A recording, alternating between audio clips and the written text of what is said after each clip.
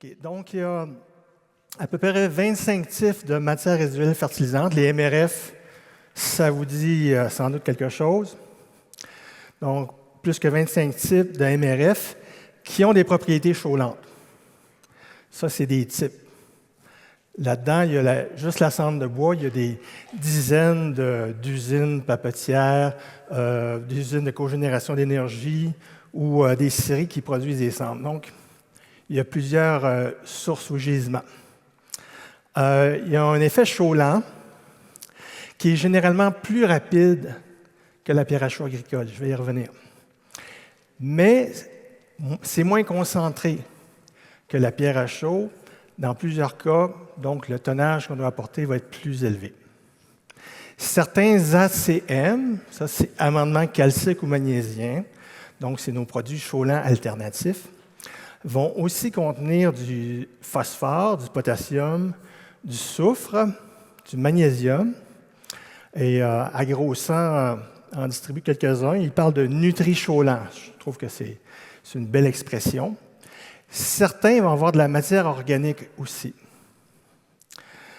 Certains de ces ACM sont certifiés par le BNQ, comme la pierre à chaud agricole, mais la plupart ne le sont pas. Il y en a qui sont vendus, mais plusieurs, ou la majorité, vont être donnés aux agriculteurs et vont être gratuits, parfois même livrés gratuitement à la ferme. Donc, il y a des aspects économiques là-dedans. Quel produit convient à votre situation? Donc, moi, je vais essayer de vous donner des points de repère qui vont vous aider, si ça vous intéresse, à choisir le bon produit. Puis, je vais parler aussi des 4B. Le plan de ma présentation, on va commencer par des généralités sur le chaulage, la pierre à chaud. Après ça, on va aller plus précisément sur nos produits chaulants alternatifs, les ACM. Et je vais parler de la certification BNQ, des avantages et inconvénients. Je vais aborder 3 MRF spécifiques sur lesquels j'ai particulièrement travaillé. Je n'ai pas le temps de tout couvrir, j'en ai choisi 3. Donc, la cendre de bois, les cendres de boue municipale, d'incinération de boue municipale, et les résidus de désancrage chaulant. Voici ce que je ne couvrirai pas. C'est des MRF comme les biosolides municipaux ou les biosolides papetiers, les composts, les digestats, parce que la plupart ne contiennent n'ont pas de pouvoir neutralisant, quoiqu'il y a des exceptions. Je ne parlerai pas des exigences du ministère de l'Environnement, je vais les évoquer, mais je ne vais pas en détail. J'ai déjà donné des dizaines de conférences là-dessus, notamment quand j'étais au ministère, et aussi sur les contaminants spécifiques. Ce n'est pas le but de ma présentation aujourd'hui, c'est plus sur les 4B. Et je ne parlerai pas des épandeurs, parce que moi, je ne suis pas un agronome de terrain. Quand j'étais aux études, on disait que tu étais soit un agronome d'asphalte ou un agronome de champ. Donc, moi, je suis plutôt un agronome d'asphalte. Mais quand j'ai travaillé, je me suis toujours entouré d'agronomes qui étaient, eux, sur le terrain, même d'agriculteurs, pour être groundés. Donc, il y a sûrement des agronomes, en fait, j'en ai rencontré des agronomes qui distribuent, qui font des recommandations pour des matières résiduelles fertilisantes. Je ne sais pas si vous voulez lever votre main, mais j'en ai vu quelques-uns, je sais qu'il y en a. Eux pourront vous donner plus d'informations sur certains aspects. Il y aura la période de questions. Il y a plusieurs références que j'ai mises en ligne. Donc, quand vous allez avoir le PowerPoint, vous allez pouvoir cliquer, prendre les imprimés. Vous allez avoir du matériel. OK, commençons par le commencement. Voici la carrière Les Calcites du Nord à Dolbeau-Mistassini. Là, on n'est pas dans les 3000 unités thermiques, là, mais... Et il y a une belle carrière là-bas, une calcite, du carbonate de calcium, CaCO3, très pur, c'est blanc-blanc, c'est à ça que ça ressemble. Et c'est une roche qu'on va extraire, c'est une carrière, on va extraire, on va broyer, ou on va pulvériser pour faire toutes sortes d'usages. Moi, ça a été ma première rencontre avec la pierre à chaud. J'avais 12-13 ans. Les étés, j'allais à la ferme de mon oncle Rosaire à Dolbeau. Et puis, j'avais vu qu'il avait mis sur les chemins agricoles du beau concassé blanc. Et puis, on m'avait dit, bon, c'est de la pierre à chaud, blablabla. C'est comme ça que ça a été mon initiation. Parce qu'en fait, la pierre à chaud, ce calcaire-là, la plupart des usages qui est fait, ce n'est pas pour répandre sur les terres agricoles. C'est un peu une activité connexe. Mais pour la plupart des carrières, c'est de vendre des produits à des industries, comme des papetières, des cimenteries. Hein? On sait que le béton a besoin de ciment. Le ciment est fait avec la pierre à chaud cuite. On va y revenir un peu. La plupart des usages de la pierre à chaud ne sont pas pour l'épandage agricole, mais une partie l'est. Pourquoi chauler les sols? C'est une question importante. Et ce qui nous vient tout de suite, c'est pour élever le pH, donc contrer l'acidification posée par les engrais. C'est évidemment une bonne réponse.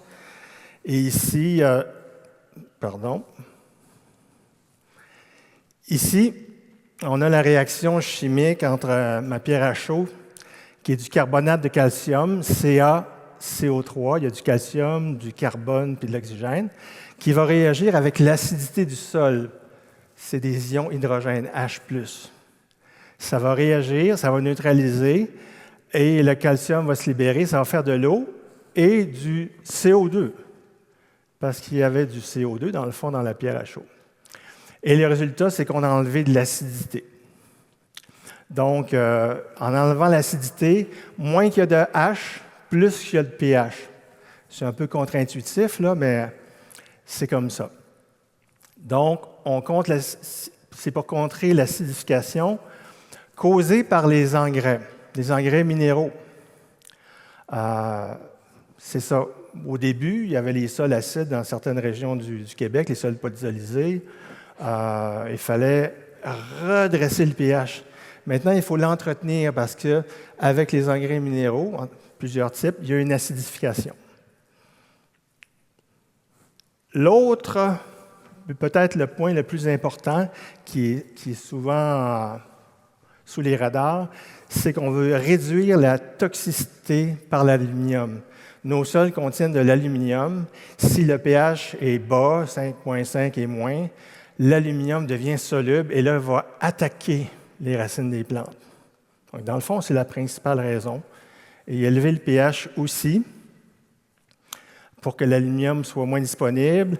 En élevant le pH, certaines cultures vont être dans ce qu'on appelle l'optimum, qui n'est pas le même pour le bleuet que pour la luzerne ou le maïs. Ça apporte du calcium, évidemment. On a vu notre calcium qui est rendu sous forme ionique, sous forme soluble, qui est un nutriment, et qui va aussi se fixer à l'argile, à la masse organique pour structurer le sol.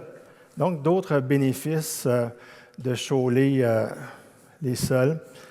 Je ne m'étendrai pas plus là-dessus.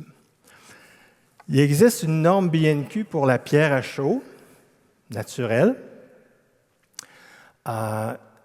Et un extrait, c'est une substance minérale, hein, on l'a vu, composée exclusivement de pierres calcaires naturelles, donc le mot naturel, qui, après pulvérisation ou broyage, un traitement mécanique si on veut, peut servir notamment pour neutraliser l'acidité des sols. Vous connaissez ça. Et il y a une petite note. La pierre à chaud naturelle se distingue de la chaux vive et de la chaux hydratée parce que, contrairement à ces deux produits, la pierre à chaud naturelle est un produit cru, c'est-à-dire qu'elle n'a pas subi de procédé de transformation comprenant une cuisson. Okay. Une pierre à chaud, ce n'est pas de la chaux au sens premier du terme. Ça sert à chauler, mais ça devient de la chaux quand on la cuit. On prend du calcaire, on cuit, Le CO2 qu'il y avait part dans les airs et on concentre notre calcium. C'est la calcination. C'est ça qui a donné le mot calcium. On concentre le calcium et on reste avec quelque chose de très chaud-là. Donc, voilà un petit peu des distinctions. Fait que de la pierre à chaud, maintenant, pierre à chaud naturelle, on s'en va vers ces amendements calciques et magnésiens qui viennent de processus industriels. Il y a également une norme BNQ, ce n'est pas le même numéro. On a ici la norme BNQ sur les ACM. La définition, produit chaulant d'origine industrielle ou municipale, qui contient principalement du calcium ou du magnésium, utilisé principalement pour maintenir ou améliorer la qualité des sols comme milieu de croissance des plantes en rehaussant le pH. Dans la norme BNQ sur les ACM, il y a 21 types de produits. La plupart, c'est des sous-produits, des résidus, si vous voulez, des MRF. OK, donc, et la plupart, on pourrait les appeler des crus, des chaux cuites, pardon. Et ça a une importance en termes de réactivité. On va y revenir. Le premier exemple que je donne, c'est quand j'étais à l'Université Laval, on m'avait dit qu'il y a la pierre à chaud naturelle, mais il y a aussi la chaux hydratée. Okay? La chaux hydratée, c'est cuit. Donc, on a pris du calcaire, du CaCO3, on le cuit à haute température. Ça fait du CaO, ça réagit avec l'oxygène, CaO, et on prend cette chaux cuite provenant d'un four à chaud et on y rajoute de l'eau, juste assez, et l'eau va réagir chimiquement, même ça va produire de la température, comme quand on fait du béton, pour produire de la chaux sous forme CaOH 2 fois. Et l'IVA de ce produit-là est d'environ 125 % équivalent carbonate de calcium. Une pierre à chaud, c'est à peu près 95 %. Là, on passe à 125 % parce qu'on a enlevé le carbonate, le CO2. Et l'IVA, 125 %, c'est très efficace. Donc, l'IVA, c'est le pouvoir neutralisant en équivalent carbonate de calcium fois l'efficacité. Ça, c'est de la poudre, donc c'est très soluble à l'eau, beaucoup plus que la pierre à chaud. Donc, c'est poudreux, c'est soluble, c'est réactif, ça réagit vite. C'est poudreux, on n'épandra pas ça sur les terres agricoles parce que ça va faire des nuages de fumée. De toute façon, ça serait trop cher. Ça, c'est un produit qui est vendu par Graymont.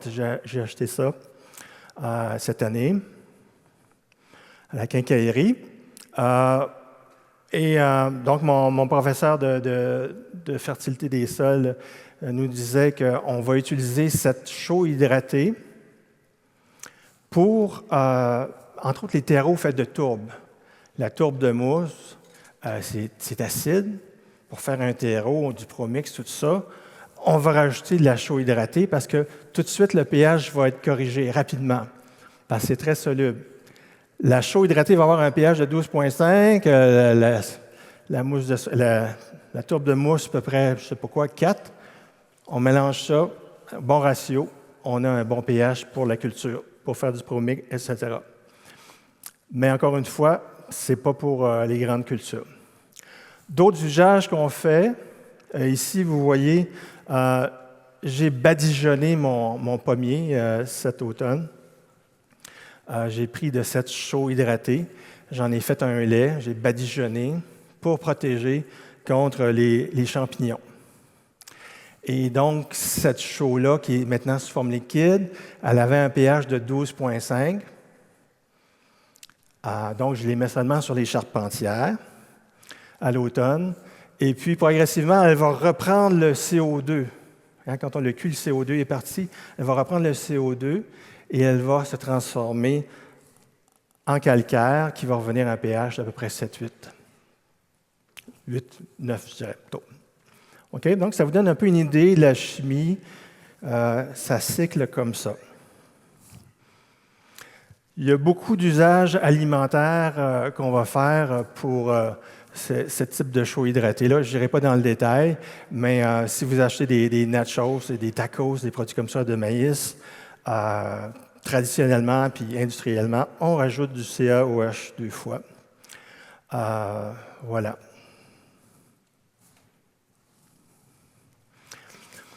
Donc, on est passé de la pierre à chaud aux produits chaullants alternatifs. On a enlevé ceux qui sont commerciaux, qui coûtent cher, et on arrive avec ceux qui sont des sous-produits, des résidus. Quelques données. Ici, c'est tiré d'une publication que j'ai faite en 2016. C'était l'année 2015. Vous allez dire, ça fait longtemps. Oui, mais il n'y a pas rien de plus précis que ça qui a été publié depuis. Et comme ordre de grandeur, ça n'a pas vraiment changé. Donc, on va comparer ce que vous connaissez avec nos MRF, nos ACM. Fait qu'ici, superficie agricole réceptrice d'engrais et amendements. On a à peu près 2 millions d'hectares cultivés au Québec. Sur ces 2 millions, c'est le pourcentage ici, on va avoir des engrais qui sont épandus, des fumiers lisiers, de la chaux agricole et des MRF. OK, donc, à peu près les 2/3, à ce moment-là, on épandait des engrais minéraux, peut-être plus maintenant, chaque année. Sur la moitié des terres agricoles, on épand des fumiers lisiers. Ça n'a pas dû avoir changé parce que le cheptel n'a pas tant changé. Et on mettait de la chaux, la pierre à chaux naturelle, sur quelque chose comme à peu près 5-6 % des terres parce qu'on utilise des engrais minéraux. Et les MRF, c'était environ 4 %. Je ne pense pas que ça a augmenté beaucoup, ça fluctue d'une région à l'autre, mais l'ordre de grandeur, c'est à peu près 4 %, 5 % d'MRF. Et la moitié de ces MRF-là ont un pouvoir chaulant. Donc, autrement dit, c'est à peu près 2,5 % des terres agricoles qui reçoivent des produits chaullants alternatifs. C'est un très petit joueur. Donc, ça ne change pas la situation de l'agriculture au Québec. Mais pour les entreprises agricoles qui l'utilisent, ça peut faire une différence dans leur rentabilité, les rendements. J'y reviendrai. OK? Un petit joueur. Les principaux, sur ces 2,5 % de terres agricoles, les principaux ACM, produits chaullants alternatifs, ça va être ceux qui proviennent de l'industrie de la chaux et du ciment. Les poussières de four à ciment, donc Agrocent depuis plusieurs années, divers poussières de four à ciment. Donc, pour faire du béton, ça prend de la pierre à chaux. On cuit, il y a des poussières qu'on ne veut pas pour le béton, mais qui contiennent du potassium, du soufre. C'est intéressant. Il y a les poussières de four à chaud. Ça, c'est quand on veut des produits très purs, comme pour l'industrie alimentaire, chaud hydraté. L'industrie du bois, papetière, forestière. Il y a les résidus des ancrages chaullants, je vais y revenir, donc ce qui vient du recyclage des papiers. Les bouts de chaux des usines, certaines usines, et les cendres d'écorce ou de bouts de papetière. Les papetières ont des bouts, ils vont les brûler. Dans certains cas, ils vont brûler les écorces, ou sinon, ça va être les scieries. C'est des cendres. Il y a d'autres ACM. Les cendres de boue municipale, je vais parler du cas de Montréal tout à l'heure. 25 minutes. Les scories d'acierie, je vais en glisser un mot. Résidus de captage du soufre. La chaux hydratée est utilisée par plusieurs industries. Par les industries thermiques au charbon, pour contrer les pluies acides. On ne voulait pas que le soufre s'en aille dans l'air, fait qu'on met de la chaux hydratée. On se trouve à capter le soufre et on a un résidu de chaux hydratée qui contient aussi du soufre. Donc, il y a des choses intéressantes. Coquille d'œufs. Hein? Ici, à Saint-Hyacinthe, ça a l'air qu'on casse beaucoup d'œufs pour faire toutes sortes de choses. Bien, il y a des coquilles d'œufs. Les coquilles d'œufs, c'est quoi? C'est du carbonate de calcium, c'est du calcaire. OK, et il s'en épand. Il y a tout un contexte normatif. Je ne vais pas dans les détails. Vous connaissez le guide de référence en fertilisation, qui est sorti en 2010, la deuxième édition. Ça donne, le chapitre 3 va présenter ces produits alternatifs chauds-lents. Donc, j'ai travaillé là-dessus avec Lotte Ficari puis d'autres. Des généralités. Il y a la norme BNQ sur les ACM qui va, elle, donner les standards de qualité pour les aspects agronomiques, pour les contaminants, le contrôle qualité, etc. Il y a le guide sur le recyclage des matières résiduelles fertilisantes qui va faire une synthèse des bonnes pratiques en rajoutant des exigences spécifiquement environnementales. Il y a l'Agence canadienne d'inspection des aliments. Si un produit est vendu, comme mettons le Proca, s'il est vendu au Québec, c'est régi également par le fédéral, l'Agence canadienne d'inspection des aliments. Ça prend un enregistrement, etc. S'il n'est pas vendu, le fédéral ne s'en occupe pas. Et il y a l'ordre des agronomes, parce que quand on a des matières fertilisantes, on a des agronomes, et quand on a des MRF, quand elles sont résiduelles, tu as l'agronome de ton PAF, mais tu as aussi l'agronome de la MRF. Donc, il y a des rôles, des responsabilités de chacun d'eux. En gros, ça ressemble à ça. Bon, on restreint l'entonnoir. On arrive aux ACM certifiés BNQ. Je pense que c'est la première question à vous poser. Le bon produit, ce n'est pas juste technique, là, c'est global. Est-ce que c'est un bon produit pour moi? La première division, c'est certifié BNQ ou non. Certifié BNQ ou formulaire d'avis de projet du ministère de l'Environnement. En gros, c'est ça. Donc, un ACM certifié BNQ, il y a une colonne d'avantages. Tantôt, je vais mettre les inconvénients. Dans la vie, dans les matières fertilisantes, il y a toujours des avantages, des inconvénients. Si quelqu'un vous dit juste les avantages, c'est qu'il a oublié volontairement ou involontairement l'autre colonne. Okay, les avantages, certification BNQ, ça a été contrôlé, il y a le logo. Vous n'avez pas de formulaire d'avis de projet, MRF. C'est quand même assez lourd, un formulaire d'avis de projet. Vous n'avez pas besoin de ça. Il y a le logo du BNQ. L'important, c'est de l'utiliser selon le mode d'emploi. Il y a moins de contraintes du ministère de l'Environnement. Moins de visites de terrain aussi. Le contrôle qualité se fait par le BNQ et est vu comme étant vraiment un intervenant crédible par les intervenants du milieu agricole ou pour le public. Donc, c'est une image de marque. Le rapport qualité-prix d'un ACM certifié BNQ par rapport à l'achat agricole, je ne suis pas un spécialiste de l'économie, mais selon mon opinion, en tout cas, est meilleur. Souvent parce que ça coûte beaucoup moins cher, même si tu dois en mettre des fois un peu plus. Puis les nutri-chauds-lents apportent d'autres choses. On y reviendra. Donc, il y a beaucoup d'avantages. Les inconvénients, c'est qu'il y a un choix limité. Ce n'est pas tous ces produits chauds-lents alternatifs qui sont certifiés BNQ parce que ça coûte très cher. L'usine là, qui va vous fournir un produit chauds-lents alternatif, elle ne fait pas d'argent. Elle essaie juste de réduire ses coûts. Okay? Et ça coûte à peu près 20 000 par année à l'usine pour faire tous les audits, la tenue de livre, les contrôles qualité, payer le BNQ pour vérifier, etc. Donc, il y en a relativement peu. Et pour essayer de récupérer un peu d'investissement, dans plusieurs cas, ils vont charger un prix qui va être quand même beaucoup moins que l'achat agricole qui est livré.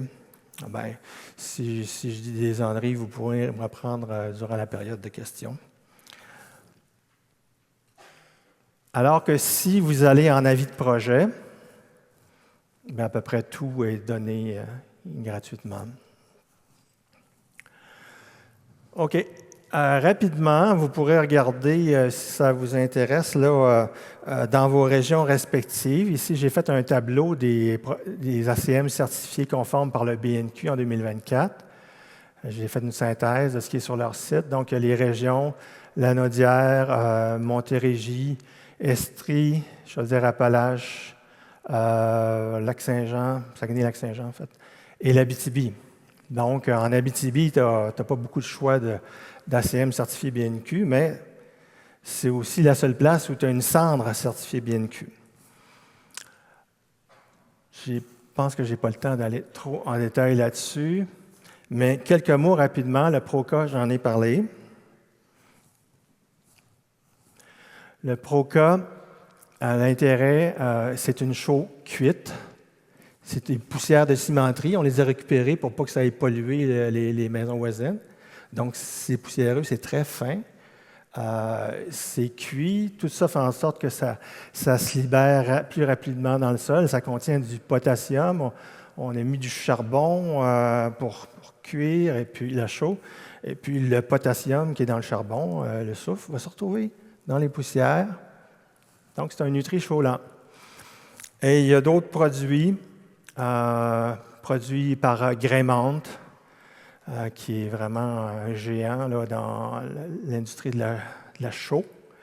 Rio Tinto à Sorel-Tracy, ils ont un produit c'est de la chaux qu'ils prennent pour capter le soufre, pour ne pas faire de pollution par le SO2. Et ça se retrouve dans la chaux, mais le soufre dans l'air, c'est pas bon, mais le soufre dans les champs, c'est intéressant. Voilà, il y a des cycles là-dedans.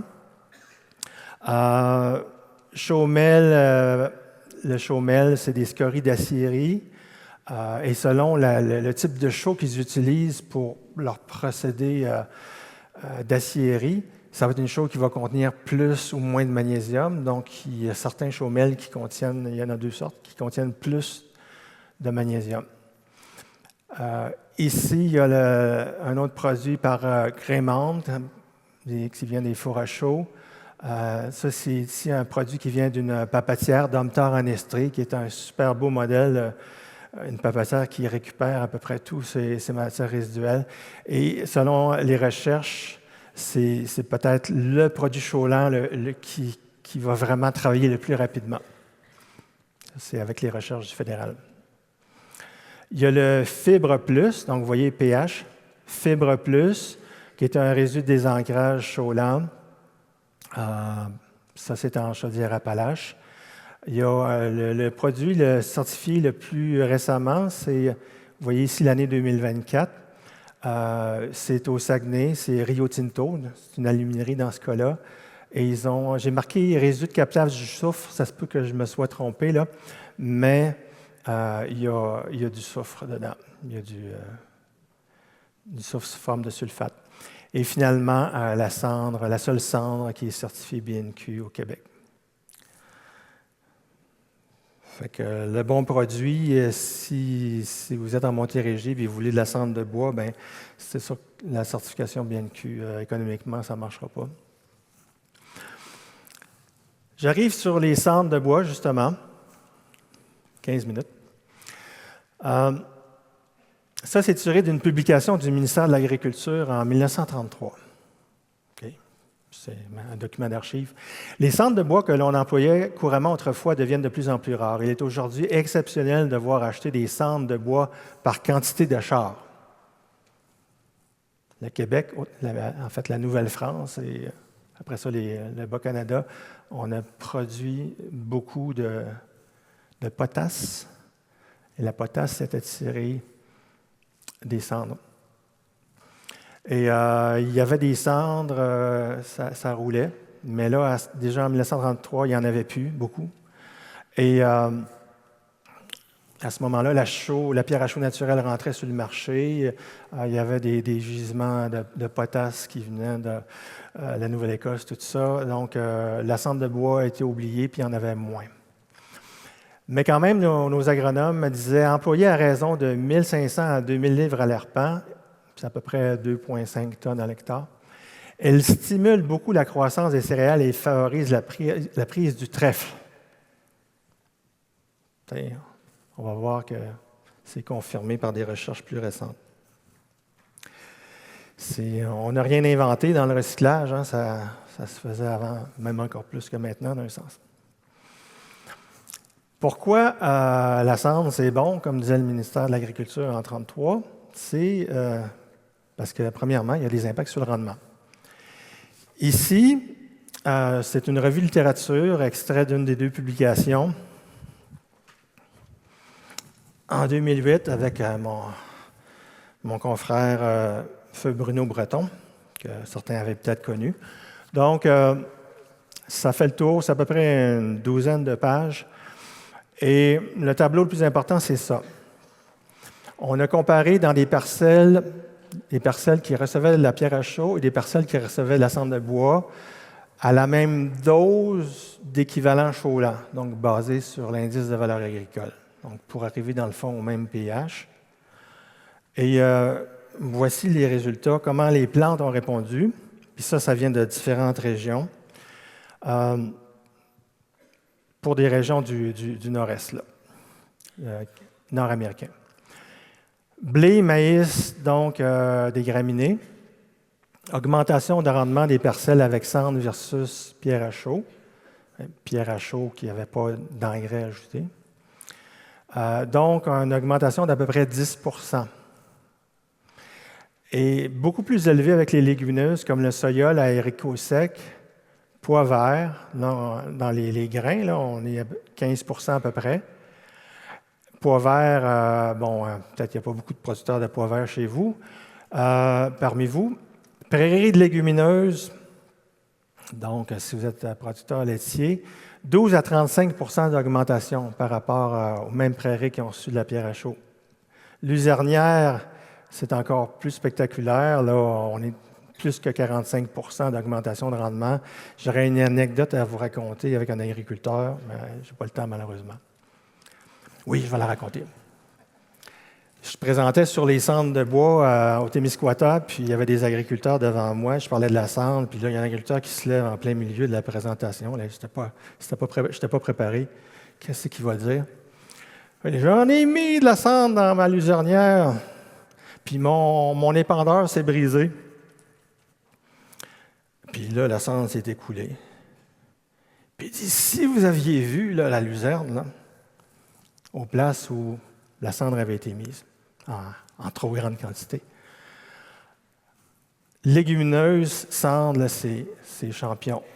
Et il y a un effet protecteur de la cendre, même, je ne vous recommande pas de surdose, là, mais il y a quelque chose qui protège avec la cendre, même aux doses anormalement élevées. OK, donc ça, c'est le principal intérêt pour utiliser de la cendre, c'est l'impact sur le rendement.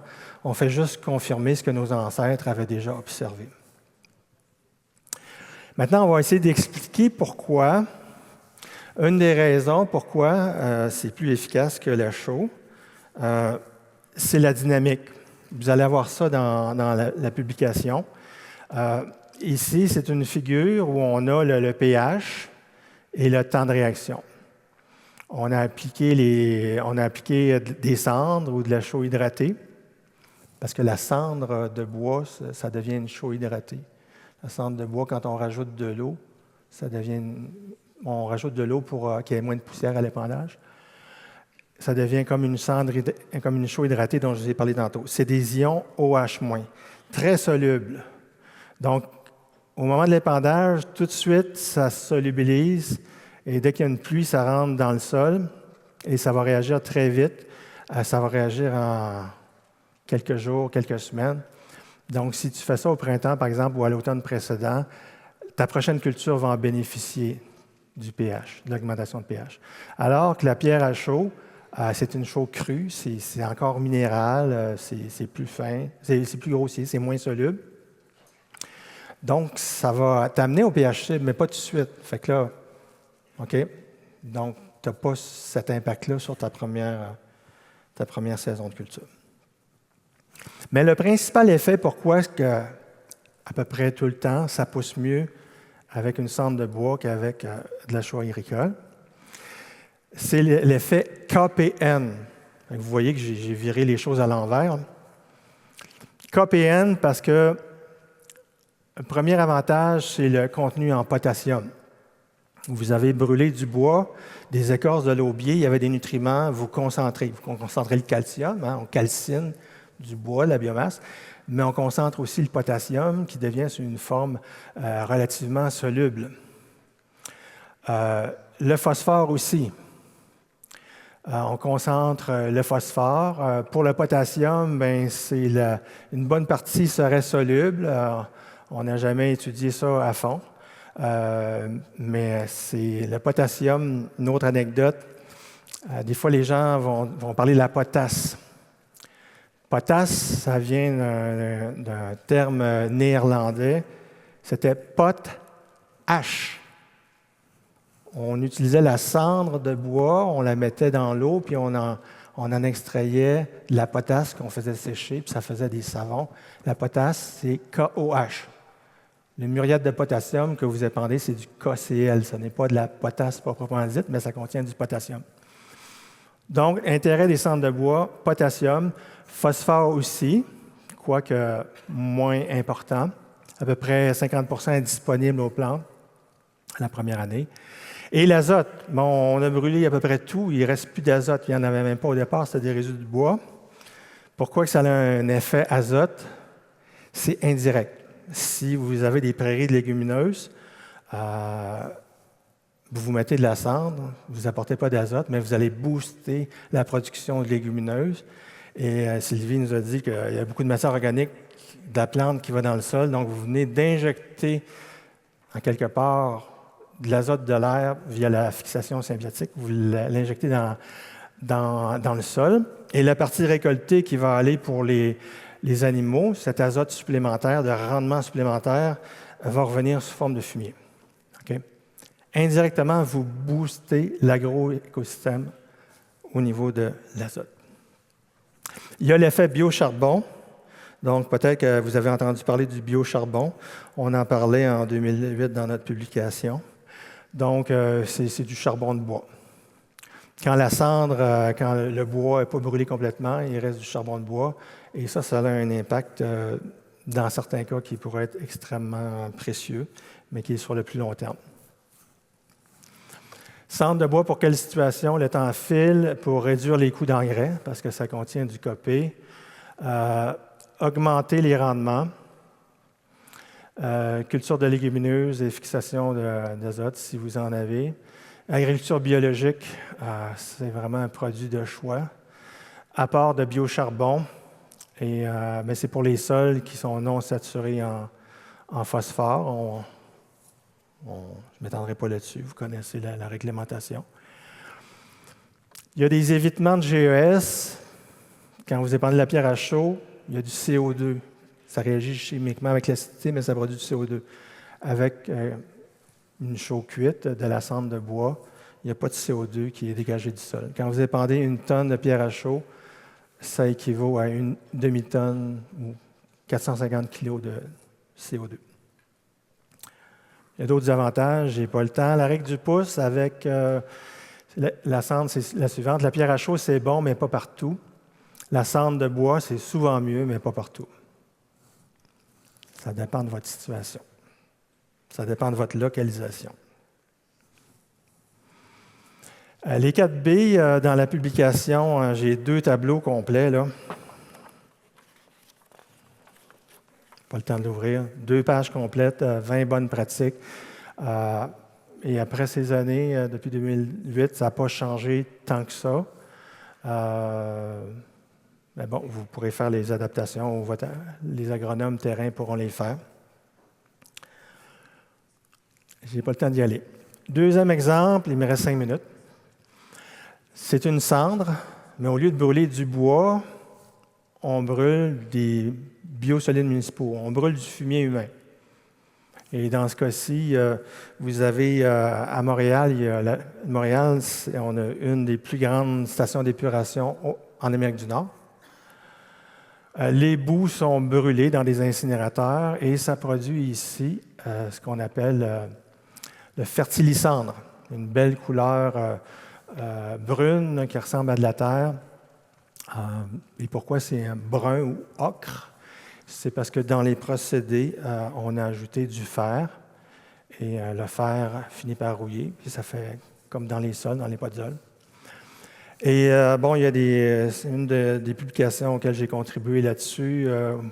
Vous pourrez trouver ça sur Internet. Et ça, c'est épandu depuis 2017. Deux firmes principalement, Viridis Environnement puis Englobe Biogénie. Cette cendre-là est très riche en phosphore et peu en potassium. Un fumier humain qui passe par une station d'épuration sont capables de retenir le phosphore, ou une bonne partie, mais le potassium, c'est trop soluble, il retourne dans le Saint-Laurent. Okay? Donc, les boues vont contenir surtout de l'azote. Quand ça brûle, c'est perdu. Le phosphore, lui, va se concentrer. Et ce qui est important, c'est la proportion qui va être disponible aux plantes. C'est pour ça qu'il y a eu des recherches.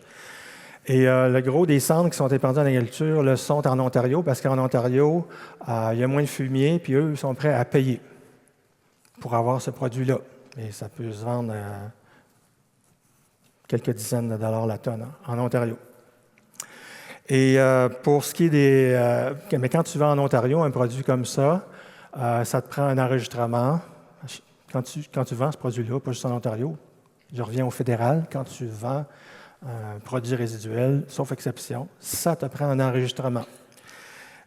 Et dans cet enregistrement-là, si jamais le produit vous intéresse, assurez-vous qu'il y a l'enregistrement. Et l'enregistrement va donner des analyses minimales garanties. L'analyse minimale garantie, c'est 1,4 % de PO2,5 assimilable. En réalité, la teneur moyenne est plus élevée que ça, c'est à peu près 2,5. La recommandation agronomique doit être basée davantage sur la valeur moyenne que sur la valeur minimale de 1,4 qui n'est jamais atteinte. Moi, j'ai fait du contrôle qualité. Ça, c'est pour éviter d'en mettre trop. Ici, il y a une petite note extrêmement importante. Si vous voyez le document, là, selon que la cendre a été stockée ou non avant d'être livrée à votre ferme, si elle a été stockée, le pouvoir phosphaté diminue, à peu près 30 %. Sinon, il est plus élevé que la moyenne. Donc, ça, c'est très important à considérer. J'ai fait 2 publications pour ceux qui veulent vraiment approfondir. Là, les agronomes, n'oubliez pas, c'est important de lire. On doit lire. Des fois, on est pris par les urgences, mais bravo pour ceux qui sont ici. Mais si jamais vous avez à faire des recommandations, il faut lire. Il ne faut pas y aller juste sur « moi, je pense que ». Il faut lire. Et là, il y a 2 publications que j'ai faites pour la Ville de Montréal sur mon site Internet. Je vous encourage, si c'est le cas, à aller voir. Donc, pour quelle situation? Bon, Montréal, c'est quand même près de plusieurs agriculteurs, la Montérégie, pas trop loin. On veut réduire les coûts d'engrais phosphatés. C'est un produit enregistré par le fédéral. Ça doit être utilisé comme chaulage d'entretien annuel. Il y a plus d'intérêt phosphore que d'intérêt chaulant. Donc, comme il y a beaucoup de phosphore, on va mettre des petites doses. On va mettre 1 tonne à l'hectare, 2 tonnes à l'hectare, alors que la cendre de bois, ça serait plus 6 tonnes à l'hectare. Ça amène un problème de disponibilité d'appareils pour répandre ça à des faibles doses. C'est pour des sols non saturés en phosphore. Si, par exemple, aussi on veut enregistrer en phosphore, ça peut être intéressant. Vous ne voulez pas de potassium. Vos sols en ont déjà trop, bien, il n'y en a pas là-dedans. 30 secondes. Et le phosphore, c'est un phosphore qui est assimilable pour les plantes, à peu près 40-50 %, mais qui n'est pas soluble à l'eau directement. Donc, il y a un avantage écologique par rapport aux engrais chimiques. Je n'ai pas le temps d'y aller. Dernier, je me suis trop étendu. Les résidus de désancrage Solan. Ça, c'est une publication faite au mois de juin dernier avec David Vallière, un agronome. Et donc, c'est un beau produit. Qu'est-ce qui se passe? C'est que quand vous allez recycler mon article, si vous ne l'avez pas lu, ça va aller dans le bac bleu, j'espère. Dans le bac bleu, ça va aller dans une usine qui va reprendre ça. Mais ça, il fallait que ça soit solide pour passer dans l'imprimante. Fait que pour ça, ils ont rajouté de la pierre à chaud, fine. Donc là, quand tu prends ça et tu veux faire des serviettes de table ou du papier toilette, il faut que ce soit mou. Fait qu'il faut que tu enlèves toute la chaux. Donc, pour enlever, séparer les fibres de la chaux qui est là-dedans, ben, on va avoir un résidu qui s'appelle le résidu de désancrage Solan, qui contient de la chaux, microfine, et de la matière organique. Le guide du crack en parle. RDC, pour quelle situation? Pour réduire les coûts d'achat de pierre à chaux. C'est certifié BNQ, en tout cas celle produite à Lévis, elle est certifiée BNQ et elle est livrée chez les agriculteurs. Il faut que tu en épandes 4 fois plus que la pierre à chaux, mais bon, faites votre calcul. Et c'est quand tu veux, j'ai marqué augmenter la matière organique des sols, mais c'est une erreur, là, c'est quand tu veux apporter la matière organique. Parce qu'à peu près tout ce qu'on fait, tout le temps, la matière organique des sols diminue, malheureusement. Donc, c'est pour compenser. Quand tu n'as pas besoin de PK, c'est une éponge à nitrate. Là, je reviens au nitrate. Donc, tantôt dans les vidéos, j'aimerais apporter une nuance. Ce n'est pas parce que tu apportes la bonne dose d'azote que tu n'en perds pas. Okay? Dès que tu mets de l'azote, un lisier, un engrais minéral, tu vas en perdre. Et Martin Chantigny, d'Agriculture Canada, il dit, lui, en moyenne, c'est 65 %. Le 2/3 de l'azote que tu épands, tu vas le perdre. Il ne sera pas retenu par la plante. Et ce 65 %-là, une bonne partie va être perdue à l'automne. Plus que tu as mis une dose d'azote importante au printemps, mettons 170 unités d'azote dans le maïs, 65 % de ça, tu en as 120 qui est sujet aux pertes, soit qui va aller vers l'eau souterraine sous forme de nitrate, soit qui va aller dans l'air sous forme d'oxyde nitreux N2O, et ça en prend juste un peu pour avoir un impact climatique. C'est 300 fois plus puissant que le CO2. Donc, il y a toujours des pertes. Qu'est-ce qu'on fait pour les pertes? Sylvie Thibodeau a parlé des cultures de couverture, ça va aider. Mais quand tu apportes cette matière organique-là à l'automne, c'est le moment qu'il faut l'apporter, ces petites fibres-là vont réagir rapidement dans le sol pour aller puiser des nitrates. Et plus que des nitrates vont être puisés, moins qu'il va s'en retrouver dans le cours d'eau et perdu sous forme N2O. Maintenant, la bonne dose est importante. Dans la publication, il y a des recommandations. C'était mis à jour. Il y a eu beaucoup de recherches au Québec. J'ai mis à jour, j'ai consulté beaucoup de monde, des gens de terrain, des chercheurs. Et donc, bon produit, mais le bon moment. Le bon moment est important. Puis avant quelle culture? C'est ça.